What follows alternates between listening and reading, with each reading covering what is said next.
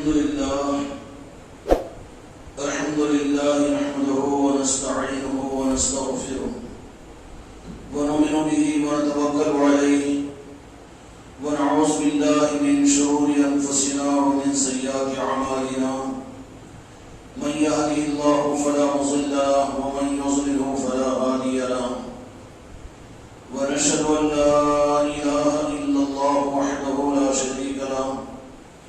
ونشهد أن سيدنا وسندنا ونبينا وكريمنا وشفيعنا ومولانا محمد بارك وسلم تسليما كثيرا كثيرا. أما بعد فأعوذ بالله من الشيطان الرجيم. بسم الله الرحمن الرحيم. إن صلاتي ونسكي ومحياي ومماتي لله رب العالمين. وقال تعالى في عصمته النبي الكريم في الكلام المجيد والفرقان الحميد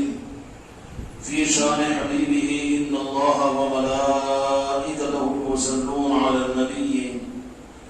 يا أيها الذين آمنوا صلوا عليه وسلموا تسليما. اللهم صل على محمد وعلى آل محمد بارك وسلم. صلاة وسلام عليك يا رسول الله. صلاة وسلام عليك يا حبيب الله. قابل قدر عزیزان گرامی، سب سے پہلے تو حضرات کی خدمت میں عید الضحیٰ کی مبارکباد ہے. اللہ تبارک و تعالیٰ اس عید الضحیٰ کو ہمارے لیے عید الضحیٰ کے مقصد کو حاصل کرنے کی طلب کے ساتھ وہ دولت ہم کو آپ کو عطا فرمائیں. اللہ تبارک و تعالیٰ کی ذات رب کی ہے. اپنے بندوں کی سچی طلب اور سچی چاہت کے اوپر اپنی طرف سے نوازشوں اور عطاؤں کے دروازے اپنے محبوب کے صدقے میں، محبوب کے نام پاک کے صدقے میں امت کے افراد کو اللہ تعالیٰ عطا کرنے کے لیے ہم غافل ہیں، ہم ناقدرے ہیں، لیکن رب کی ذات اپنے محبوب کے صدقے میں ہم کو نوازنے کے لیے ہر لمحے، ہر ہفتے اور ہر مہینے اور شب و روز میں ہمارے رب کے لیے منتظر رہتی ہے کہ میرے محبوب کی نسبت کے ساتھ تم میری طرف میں اگر متوجہ ہو جاؤ تو میں تم کو نوازوں گا، اور میری نوازش کے دروازے تمہارے لیے شب و روز اور ہفتوں میں اور مہینوں میں اور سالوں میں کھلے ہوتے ہیں. بندہ بندہ ہے، رب رب ہے. بندہ رب کا کوئی حق ادا کرے اس کا تصور نہیں ہو سکتا. جیسے دنیا میں ایک نوکر اور ایک غلام اپنے مالک کا حق ادا کرے، اگر غلام اور نوکر سمجھ رہا ہے تو وہ اس کی بے وقوفی ہے، نادانی ہے. بالمقابل اس کے کہ نوکر اور ملازم کے لیے بہتر راستہ اور بہتر بچاؤ کے حفاظت کا راستہ یہی ہے کہ وہ ہمیشہ اس احساس کے ساتھ میں اپنی زندگی کے لمحات کو گزارے کہ میں اپنے مالک کا حق ادا نہیں کر سکتا، اور میں جس کا نمک کھا رہا ہوں اس کا حق ادا نہیں کر سکتا. تو یہ جذبہ شکر اس کو مالک کی نظر کے اندر میں عظمتیں عطا کرے گا. جب دنیا کے عارضی نوکر اور مالک کی بات یہ ہے اور غلام اور آقا کی بات یہ ہے، تو وہ رب العالمین جو تمام جہانوں کا پروردگار ہے، خالق کائنات ہے، رب العالمین ہے. یہ ممکن ہی نہیں کہ بندہ ہو کر یہ اللہ تبارک و تعالیٰ کا حق ادا کرے. لیکن صورت صرف شکرانے کی ہے اور صورت صرف منشے کو پورا کرنے کی ہے. انبیاء کرام علیہ السلام نے بھی اپنی زندگی کے اندر اسی بات کو ثابت کر کے بتایا. حتیٰ کہ انبیاء کرام علیہ السلام سے بھی اللہ تبارک و تعالیٰ نے یہی مطالبہ کیا کہ میرے انبیاء و مرسلین تم میرا حق کہاں ادا کر سکتے، لیکن صرف تم میری منشا کو اگر پورا کر دو ہی تو تم کو میں اپنے فرمانبردار، اپنے شکر گزار بندوں میں شامل کر لوں گا. اور انبیاء کرام علیہ السلام نے بڑی بڑی قربانیاں دے کر قرآن مجید میں اللہ تبارک و تعالیٰ نے واقعات کو بیان فرما کر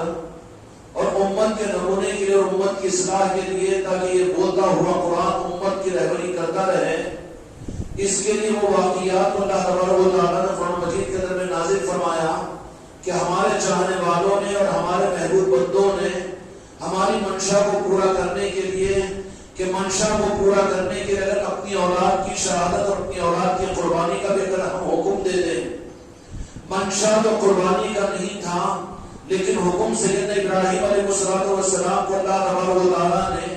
اس معنی کے اندر عطا فرمایا کہ تم اپنے شہزادے اپنے صاحبزادے جو اپنے وقت کے اوپر نبی بننے والے ہیں ایسے فرمانبردار ایسے متی کہ قیامت تک ایسے فرمانبردار اولاد کا تصور کوئی ماں باپ نہیں کر سکتے. سیدنا ابراہیم علیہ السلام کی طبع عمر میں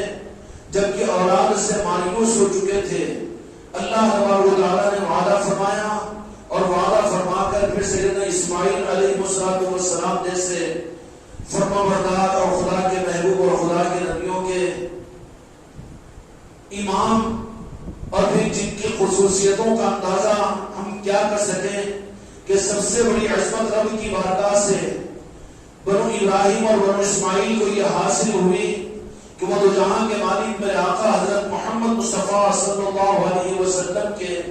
جد اعلیٰ قرار کیے گئے اور آپ کو آپ کی آل میں پیدا کیا گیا. حضرت اسماعیل علیہ السلام کی یہ وہ خصوصیات تھی کہ حضرت اسماعیل علیہ السلام کے اندر میں ظاہری طور پر نسلی اور ظاہری طور پر جدی اعتبار سے نور مصطفیٰ جلوہ گر تھا. تو جس وجود کے اندر میں نور مصطفیٰ جلوہ گر ہو اس کی نورانیت کا اور ان کی تابعداری کا اور ان کی فرمانبرداری کا اور ان کے فریفتگی کا اور ان کی عبودیت کا ان کی بندگی کا اور پھر اللہ کی منشا پر اپنے قربان کرنے کا میرے دوستوں میرے بھائیوں اور میرے عزیزوں جس کا تصور بھی نہیں کیا جا سکتا. چونکہ قیامت تک امت کو ایک نمونہ دینا مقصود تھا اس لیے اللہ تبارک و تعالیٰ نے سید ابراہیم علیہ السلام کو خواب میں یہ حکم دیا. راست حکم نہیں دیا بلکہ خواب میں یہ بتایا کہ آپ یہ دیکھ رہے ہیں کہ وہ جو سیدنا اسماعیل علیہ السلام شہید لخت جگر ہے ان کو اپنے ہاتھوں سے ذبح کر رہے ہیں. ایک دن بھی خواب ہوا حضرت ابراہیم علیہ السلام نے پھر دوسرے دن بھی انتظار کیا پھر تیسرے دن بھی جب یہی خواب اسی طرح کا نظر آیا یہ مبشرہ رویا صادقہ اور انبیاء اکرام علیہ السلام کے خواب وہی کی ایک شکل ہوتی ہے. سمجھ گئے کہ منشا خداوندی یہی ہے اب اس میں تعامل نہیں ہو سکتا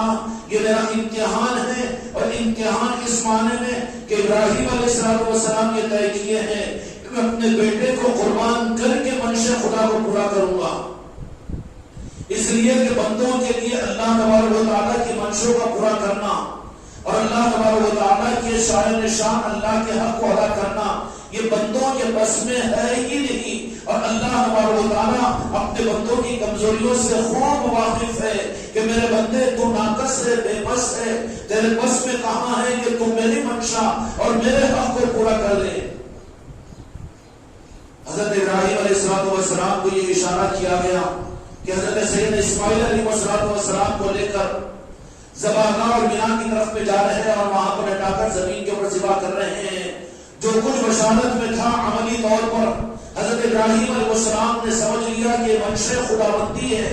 منشا خداوندی کے ساتھ میں قیامت تک کے لیے امت اور انسانیت کو ایک مزاج عبودیت کا بتانا مقصود تھا. اس لیے کہ نظام عبادت کو قیامت تک چلانے کے لیے اللہ تبارک و تعالیٰ نے سیدنا ابراہیم علیہ السلام اور سیدنا اسماعیل علیہ السلام کے نظام کو منتقل فرمایا تھا. حضرت اسماعیل اور حضرت ابراہیم علیہ السلام کا وہ دینی نظام جو دین حنیفہ ہے میرے دوستوں میرے بھائیوں صرف ان کی قوم اور ان کے شہر نینوا یا صرف ان کے اپنے خاندان کے لیے نہیں تھا بلکہ حضرت ابراہیم علیہ السلام اور حضرت اسماعیل علیہ السلام وہ ہے کہ جن کے دین کی اور مزاج عبودیت کی اور مزاج ربوبیت کی اور اللہ تبارک و تعالیٰ پر جانثاری کی اس تمثیل کے ذریعے سے حقیقی دین کے نظام کو قیامت تک رب العالمین کو بتانا مقصود تھا. اور حضرت ابراہیم اور حضرت اسماعیل علیہ السلام وہ جلیل القدر رسول اور انبیاء ہے کہ جن کے ذریعے سے خدا حق کے روح کو قیامت تک کھول کر واضح کرا. اور اللہ تبارک و تعالیٰ کو مقصود تھا کہ سیدنا ابراہیم اور اسماعیل علیہ السلام کے ذریعے سے دین حق اور مزاج خداوندی اور حقیقت وحدانیت اور توحید کی علمبرداری کا وہ نظام قیامت تک انسانیت کے سامنے لانا تھا. اور انبیاء اکرام علیہ السلام کو ان کا معاملہ تو اپنے اعتبار سے اپنی قوم میں اپنے علاقے اپنے قبیلے کے لیے رہا لیکن حضرت ابراہیم علیہ السلام وہ آفاقی رسول ہے اور سیدنا اسماعیل علیہ السلام کا وہ نظام ہے کہ جن کے فیض کو جن کے نظام کو قیامت تک مقامات کو ظاہر کرنا مقصود تھا۔ چنانچہ کعبۃ اللہ کی تعمیر اور تعمیر کے بعد میں لوگوں کو کعبے کی عبادت کے لیے بلانا اور پھر اس کی قبولیت کے رب کی بارگاہ میں دعا کے لیے ہاتھ اٹھا کر حضرت ابراہیم اور اسماعیل علیہ السلام کا دعا کرنا اور اس دعا کے اندر بھی کہنا کہ اس مکان اور اس عبادت خانے اور بیت اللہ کی آبادی کا انتظام تو فرما دے۔ اور اسی کے ساتھ میں پھر حضرت ابراہیم علیہ السلام کی دعا یہ کہ یا اللہ میری نسل کے اندر وہ آخری نبی سید المرسلین حضرت محمد مصطفیٰ صلی اللہ علیہ وسلم کی جلوہ گری کی سعادت مجھے عطا فرما دے۔ تو رب کی طرف سے قبولیت کا یہ معاملہ کہ اللہ تبارک و تعالیٰ کی ابراہیم علیہ السلام ہم تمہاری اس دعا کو بھی قبول کرتے ہو، اس لیے کہ تم ہمارے خلیل ہو، تم ہمارے دوست ہو، ہم اپنے دوستوں کی باتوں کو ہر ناز برداری کو ہم برداشت کرتے ہیں۔ دوستی کے نظام کو قیامت تک تمہارے ذریعے سے سمجھانا مقصود ہے۔ ایک تو ابراہیم خلیل علیہ السلام ہے، خلیل کے معنی دوست کے آتے ہیں۔ قرآن مجید کے اندر اللہ تبارک و تعالیٰ نے اور اپنے دوستوں کے بارے میں جو بات ارشاد فرمائی جو آیت شریفہ ہے، الا ان اولیاء اللہ، اولیاء سے مراد یہ بھی دوستوں کے درمیان آتے ہیں۔ تو ابراہیم علیہ السلام کا سلیبس اور حضرت ابراہیم علیہ السلام کی زندگی حقیقتاً اولیاء کے لیے، اللہ کے دوستوں کے لیے، یعنی دوستی کا راہ اور طریقت کا نظام سید ابراہیم علیہ السلام سے سمجھا جا سکتا تھا۔ شریعت کی تکمیل امام الانبیاء دو جہاں کے مالک میرے آقا محمد رسول اللہ صلی اللہ علیہ وسلم پر فرمایا اور فرما دیا الیوم اکملت لکم دینکم واتممت علیکم نعمتی ورضیت لکم الاسلام دینا۔ لیکن اسی کے ساتھ میں ایک نبوت کے نظام کے ساتھ میں دوستی کے نظام کے ظاہر کرنے کے لیے اس روئے زمین پر میرے آقا کی دنیا میں تشریف لانے سے 4,500 برس پہلے میدان مینا میں اور بیت اللہ کے پاس میں حج، میرے دوستوں میرے بھائیوں، اجازت مقدس کے اندر میں جس مقام پر اللہ تبارک و تعالیٰ نے جو نظام قائم کیا سید اسماعیل اور ابراہیم علیہ السلام کے ذریعے سے، وہ اپنی دوستی کا نظام، تو یہ سمجھ لیجیے کہ طریقت کا نظام اور خدا کے اپنے دوست بننے اور دوست بنانے کے نظام کو ظاہر فرمایا۔ اگر یہ کہا جائے کہ تربیت اور طریقت کے نظاموں کی پرنٹنگ اور وہ زمین کے اوپر سب سے بڑی جو کلاس رب العالمین نے قائم فرمائی، ظاہری طور پر میرے آقا کے دنیا میں ظاہر ہونے سے پہلے اللہ نے پہلے طریقت کے نظام کو قائم فرمایا اور طریقت کے نظام کو اور بیت سرور کے نظام کو فریفتگی اور خدا کی دوستی کے نظام کو ظاہر کرنے کے لیے اللہ تبارک و تعالیٰ نے بنا کے میدان میں اور کعبۃ اللہ کی تعمیر کے بعد میں اور وہاں پر وہ اعمال کو کروا کر کہ جہاں پر صرف فریفتگی ہو اور جہاں پر دوستوں کی اپنے دوست اور رب کی محبت کے اندر میں اپنی جانبداری کا ثبوت ہو، یہ سب سے پہلی ٹریننگ سید ابراہیم اور حضرت اسماعیل علیہ السلام کے ذریعے سے میدان مینا کے اندر میں اور بیت اللہ کی تعمیر کے ذریعے سے کروا کر پریکٹیکلی اصل میں طریقت کے تعلیمات حضرت ابراہیم علیہ السلام کے ذریعے سے اللہ تبارک و تعالیٰ نے عطا فرمایا۔ اس لیے میرے آقا نے فرمایا کہ اور نبیوں کی نقل کے بارے میں تو نہیں، لیکن ابراہیم علیہ السلام وہ نبی و رسول ہے کہ جن کے بارے میں یہ فرمایا کہ یہ میرے ابا حضرت ابراہیم علیہ السلام کی سنت ہے۔ قربانی کے بارے میں صحابہ نے سوال کیا تو دو جہاں کے مالک میرے آقا نے فرمایا کہ یہ سید ابراہیم علیہ السلام اور اسماعیل علیہ السلام کی سنت ہے۔ حج میں رمی و جمرات کا معاملہ ہو، صفا مروا کی سعی کا معاملہ ہو اور کعبۃ اللہ کے طواف کا معاملہ ہو، ہر عمل کے بارے میں جب پوچھا گیا تو یہ کون سا عمل ہے تو کہا کہ مجھ سے پہلے رب العالمین نے اپنے چہیتوں کو اور حضرت ابراہیم خلیل کے معنی دوست کے ہیں، دوستی کا نظام یہ پریکٹیکلی طور پر قیامت تک آنے والی امت کو دینے کے لیے حضرت ابراہیم علیہ السلام کے ذریعے سے وہ سارا نظام قائم فرمایا اور ہر سال امت کو یاد دلایا کہ نظام ولایت کا قیامت تک کے لیے اور نظام طریقت اور ہمارے دین کی حفاظت کی ضمانت ہے اور حق کی پہچان ہے۔ طریقت بھی کا نظام حق کا پہچان دنیا کے اندر قیامت تک ہوگا، جس کو میرے آقا و جہاں کے مالک محمد رسول اللہ صلی اللہ علیہ وسلم نے ارشاد فرمایا میں تمہارے درمیان میں حجۃ الوداع کے موقع پر میدان عرفات میں جو رہا کے مالک میرے آقا نے نسائی شریف کی حدیث کے مطابق میں صحابہ کرام کو مخاطب فرمایا اور یہ فرمایا کہ اے قیامت تک آنے والی امتیوں تم گھبرانے کی ضرورت نہیں، فکر کرنے کی ضرورت نہیں،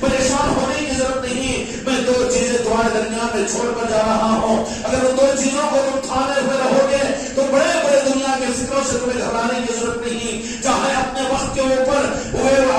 ابن سبا کا وہ فتنہ ہو یا مسلم ابن قذاب کا وہ فتنہ ہو, کہ چاہے بڑے سے بڑا فتنہ کیوں نہ ہو, انقلاب کی ہوا دنیا میں کیوں نہ چلے, کفر کی آندھیاں دنیا میں کیوں نہ چلے, اور شرک کے گھٹاٹوں اندھیرے دنیا میں قائم کیوں نہ ہو جائے, لیکن نہیں گھبرانا, فکر کرنا صرف یہ کہ کہیں تم جو دو سہارے میں نے اپنے نارے پاک سے تمہیں عطا کیے ہیں اور میں اپنی امت کے لیے حفاظت کے لیے جو نظام میں تم کو دے رہا ہوں, ان سہاروں کو اگر تم پکڑے رہو گے اور تھامے رہو گے اور قائم رہو گے تو پھر تمہیں کوئی فکر کی بات نہیں. ایک تو میں قرآن مجید کو تم کو لے کر جا رہا ہوں اور دوسرے میں اہل بیت کی محبت کو لے کر جا رہا ہوں. نسائی شریف کی حدیث ہے یہ, اہل بیت کی محبت. ایک طرف تو قرآن پاک ہے, دوسری طرف میں اہل بیت ہے. کا مطلب کیا ہے کہ دین حق کی ضمانت اور امت کے لیے حفاظت کی ضمانت اور امت کے لیے دین کی حقانیت کی پہچان. جہاں قرآن اور شریعت ہو اور یہاں شریعت اور سنت ہو, وہیں پر دیکھنا پڑے گا کہ اہل بیت کا نظام بھی ان کے پاس ہے کہ نہیں ہے. اس لیے کہ حضرت ابراہیم علیہ السلام وہ اسماعیل علیہ السلام کے ذریعے سے اللہ تبارک و تعالیٰ نے میرے آقا کے دنیا میں ظاہری طور پر تشریف لانے سے 4,500 برس پہلے میدان میلاد کے در نظام طریقت کو سمجھایا, فرشتگی کو سمجھایا, اطاعت کو سمجھا دیا کہ میرا حق میرے بندوں کے اوپر اور میرے دوست کیسے ظاہر کر کے بتاتے ہیں اور عملی طور پر میرے دوست کون ہوتے ہیں جو کر بتاتے ہیں. بشارت میں بات آئی, کہا کہ یہی منشا ہے, چلو بیٹے کو لے کر چلے قربانی کے لیے. بیٹے سے کہا کہ بیٹا میرا ارادہ یہ ہے, تو کہا حضرت ابراہیم علیہ السلام کے ان فرمانبردار شہزادے نے کہ آپ وہ کام کر گزریے جس کا اللہ تعالیٰ آپ کو حکم دیتا ہے. یہی تو وہ چیز ہوتی ہے جو آپ کو عظمتوں کے ساتھ پریکٹیکلی طور پر میرے بھائیوں اگر ملے گی تو پیری مریدی کے راستے میں ملے گی.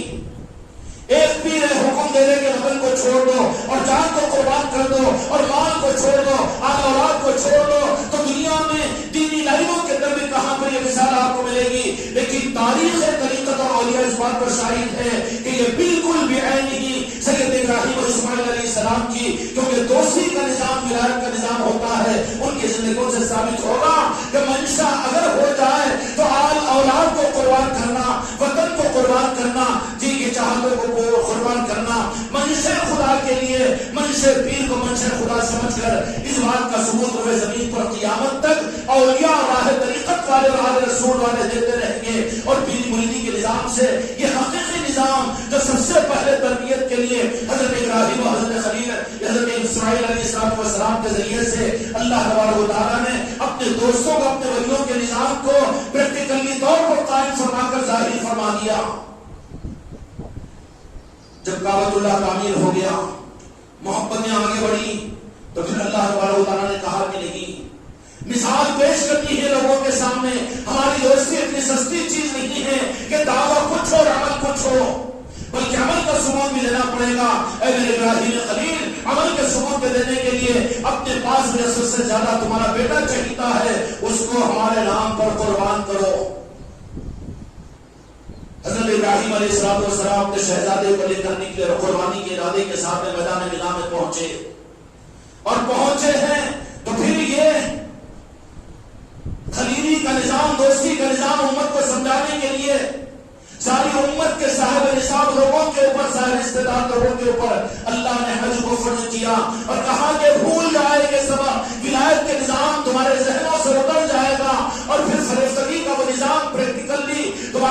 تمہاری عقلوں سے اوجھل ہو جائے گا. تمہاری کتابوں کے اوپر کوئی اور چیز غالب آ جائے گی, اور تمہارے طبیعتوں کے اوپر, تمہارے مزاجوں کے اوپر تم حق کو بھول کر اپنی چاہتوں کو, اپنی خواہشوں کو اور اپنی مسلک و جماعتوں کو اپنا مزاج بنا لو گے. اس کے لیے اللہ نے اس کا انتظام یہ کیا کہ ہر سال کو کعبۃ اللہ کے اوپر حاجیوں کو بلایا, اور بلا کر کیا کرواتے ہیں کہ اپنے دوستی کے نظام کو ظاہر کرواتے ہیں کہ ہمارے دوستوں نے کس طریقے سے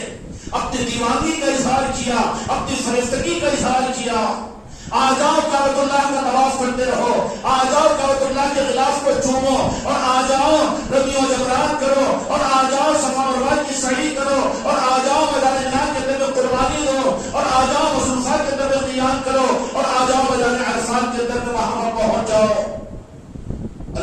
کیوں پہنچنا؟ اس لیے کہ میں بتانا چاہتا ہوں کہ میں کن کو دوست بناتا ہوں۔ دوستی کا نظام اصل میں امت کے لیے، حج کا نظام امت کو اللہ تعالیٰ کی طرف سے اپنی دوستی اور اپنی ولایت اور اپنی قرب کا راستہ بتانے کا ایک پریکٹیکل نظام ہے حج کا۔ جب حج ہو جائے گا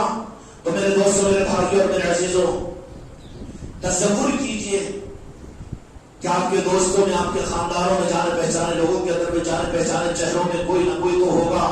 جو اس وقت میں کعبۃ اللہ کے وقت پہنچا ہوا ہوگا اور وہاں پر مینا کے اندر میں قیام کیا ہوا ہوگا۔ خوش نصیب ہے بندے اللہ تعالیٰ حاجیوں کے حج کو قبول فرمائے۔ ان کے توسل سے دعائیں کیجئے اور انہی کی نقل تم کر رہے ہو۔ اگر اصل کی وہ تصور کے ساتھ میں کہ میرے فلاں وہ، کہ میرے وہ خاندان کے، یا میرے وہ دوست، یا میرے وہ مرید، یا پھر میرے وہ چاہنے والے، یا میں ان کو چاہنے والا، وہ آج میدان مینا کے اندر پہنچے ہوئے ہیں اور حج کے لیے پہنچے ہوئے ہیں، میرے دوستوں، میرے بھائیوں، تمہاری نسبت قائم ہوگی۔ ہو سکتا ہے کہ اس نسبت کے ملنے کی وجہ سے وہاں کا فیض ان نسبتوں کی وجہ سے تمہیں بھی حاصل ہو۔ قسمت میں ہوں گے تو تم بھی وہاں پر پہنچ جاؤ گے، ورنہ وہ فیض کا حصہ تم کو ان کی محبت اور نسبت کی وجہ سے یہیں پر رہ کر ملے گا۔ اسی لیے تو قربانی کا عمل میدان مینا میں کروایا۔ سب سے پہلے تو حضرت اسماعیل علیہ السلام ابراہیم علیہ السلام سے کروایا، اس سنت کو مستقل جاری رکھوایا، کعبے کے طواف کے نظام کو مستقل جاری رکھوایا اور قربانی کا یہ عمل چلتا رہا۔ میرے دوستوں، میرے بھائیوں، مقصود کیا تھا؟ مقصود نظام دوستی کو، نظام ولایت کو ظاہر کروانا، تکمیل اور کمال کے ساتھ میں جہاں کے مالک نے شریعت کے نظام کو دے دیا، قرآن مکمل ہو چکا ہے، شریعت مکمل ہو چکی، لیکن قیامت تک اللہ کی دوستی کا نظام چلتا رہے گا۔ کوئی نبی دنیا میں خدا کی قسم نہیں آئے گا، لا نبی بعدی انا خاتم النبیین، نبوت کے جھوٹے قذاب اور دجال دنیا میں پیدا ہوتے رہیں گے، لیکن کوئی نبی نہیں آ سکتا۔ میرے آقا جہاں کے مالک آخری خاتم النبیین ہیں، لیکن ولایت دنیا میں قیامت تک چلتی رہے گی۔ ولایت کا نظام دین حق کا ثبوت ہوگا۔ نظام ولایت امت کو خدا کے قریب پہنچائے گا، مقصد حج امت سے ادا کروائے گا۔ وہ کون سا؟ اللہ کے دوست حضرت ابراہیم علیہ السلام کے وہ اعمال جو حجاز مقدس میں، اس میدان مینا کے اندر میں عظیم معاملہ ہے کہ جو میدان عرفات سال کے 12 مہینے بالکل ویران رہتا ہے، سنسان رہتا ہے، حتیٰ کہ وہاں پر پرندوں کا آنا جانا بھی نہیں ہوتا، جانوروں کا آنا جانا نہیں ہوتا، لیکن کیا وجہ ہے کہ سال کے ایک دن وقوف عرفات کا جب حکم ہوتا ہے جو حج کے اندر اثر رکن ہے، دیکھے دیکھے تک سارا کا سارا میدان عرفات ایسے کچا کچ پڑ جاتا ہے کہ کہیں پر میرے دوستوں، میرے بھائیوں، نگاہ جمانے کا موقع نہیں ملتا۔ ٹھاٹے مارتا ہوا سمندر انسانوں کے سروں پر آ جاتا ہے، اور وہ بھی ایسے کہ 20 لاکھ 25 لاکھ آدمی پہنچ جاتے ہیں دیوانے، اور بغیر سلے ہوئے اپنے چادر کی اور احرام کی حالت میں پہنچتے ہیں، دیوانگی کی حالت میں، اور اللہ کو پکارتے ہوئے پہنچتے ہیں، اور پہنچنے کے بعد وقوف عرفات کے اندر میں جن اعمال کو کرتے ہیں، اللہ تعالیٰ سے پوچھے کہ یا اللہ آپ نے کیوں بلایا؟ قربانی سمجھ میں آئے گی، کعبۃ اللہ کا طواف سمجھ میں آئے گا، لیکن کھلے میدان کے اندر میں جو میدان ظاہری طور پر سال کے 12 مہینے تو ویران، لیکن ایک ہی دن کے لیے کیوں آباد کروایا جاتا ہے؟ اسپیشل کلاس ایک دن ہوا کرتی ہے، عمومیت نہیں رہتی اس کی، کوئی چیز ہے جو مقصود ہے دینا ہے۔ سب اعمال کے اندر میں سب سے بڑا عمل وقوف عرفات حاجیوں کے لیے کہ اگر کوئی بے ہوشی کی حالت میں بھی ہو تو وہاں پر میدان عرفات میں وقوف عرفات کرے گا، پورا حج کرے، لیکن وقوف عرفات کے لیے عرفات کے میدان میں نہ جائے، اس کا حج ظاہری طور پر قبول نہیں ہوگا۔ اتنا اہم رکن کیوں؟ کہ کچھ تو بتانا مقصود ہے، کچھ تو بتانا مقصود ہے۔ مختصر بات یہ ہے کہ میرے دوستوں، ان سارے اعمال کے اندر اللہ تبارک و تعالیٰ نے نظام ولایت کو، اپنی دوستی کے نظام کو چھوڑا ہے۔ خدا کی قسم کوئی بعد میں نبی نہیں بن سکتا، اور کوئی دعویٰ نہیں کر سکتا کہ ہم بھی کچھ ہے، یا اپنے بارے میں حسن گمان بھی زیادہ نہیں رکھ سکتے، ہم جہنمی نہیں ہے، جنت کی ہماری ٹھیکیداری ہے، ہم کو دعوے کا حق نہیں ہے۔